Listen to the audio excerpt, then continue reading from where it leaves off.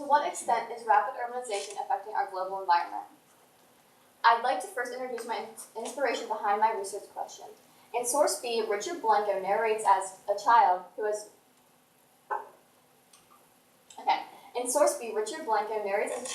grown up from going to his favorite beach to watching it be covered by materialistic attractions.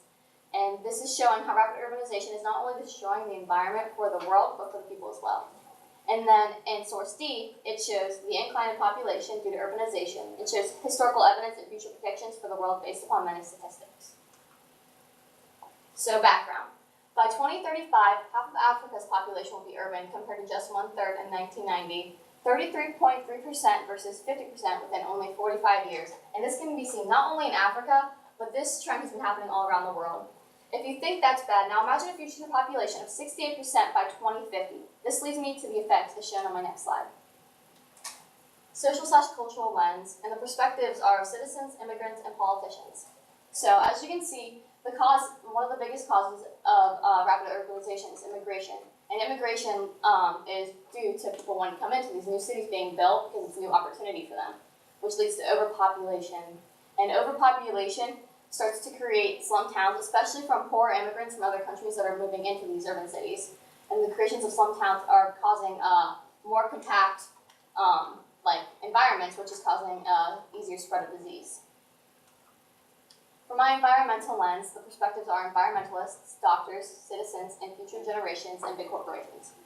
So, due to urbanization, higher pollution rate is happening because more people equals more CO2 production.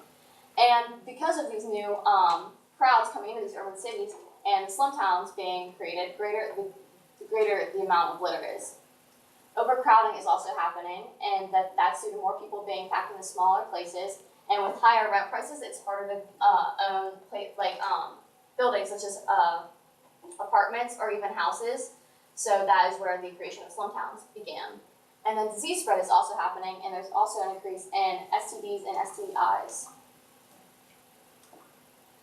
So in Shanghai, China, the population is 26.32 million in comparison to, which is the city of Shanghai, China, one of the top ranking highest populations in the globe, in comparison to the largest populated U.S. city, New York, which most would consider to be crowded.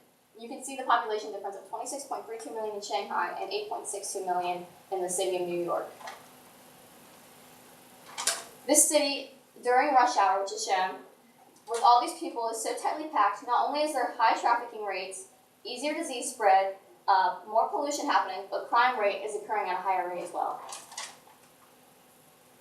My futuristic lens. My perspectives are citizens, those in need of jobs, construction workers, doctors, scientists, and the police force. To introduce the futuristic lens, I would like to share a quote as stated by Richard Blenko, author of Source B, an American poet, public speaker, and a speaker at President Obama's inaugural address. I want to blame the condos, their shadows for ruining the beach in my past. I want to chase the snowbirds away with their tacky mansions and yachts. I want to turn the golf courses back into mangroves. I want to find the golf hotel exactly as it was and pretend for a moment nothing is lost. With urbanization, many childhood places of those who are now adults are being ripped away, and much sentimental value is now being replaced with superficial material. However, an implication of urbanization is the many job opportunities it offers, such as the need for construction workers, civil engineers, city planners, social contractors, and entrepreneurs. As a result of overcrowding,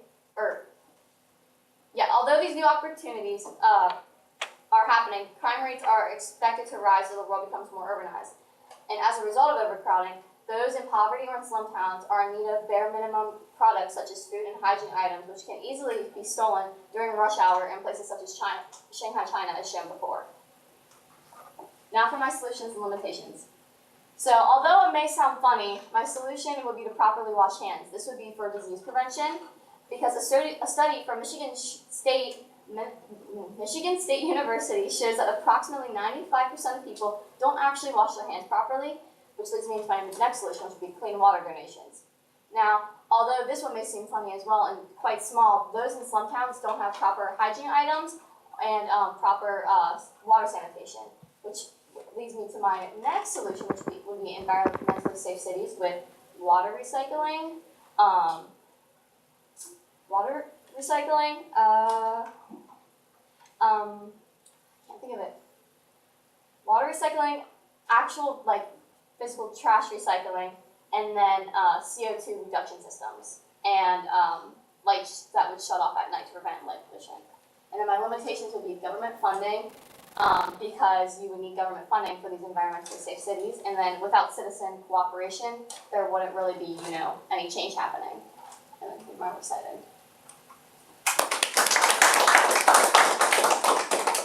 Okay, a couple questions for you.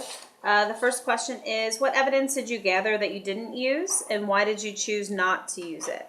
I had a lot of evidence with light pollution, so I figured I should include that in my solutions because I thought, that is a big topic that is being discussed right now within American society at least, and of course around the world. And I didn't use it because I felt like I was talking more about the health effects on people rather than the effects on the environment itself. Okay. And the second question is, if you did have more time, what additional research would you conduct related to this issue?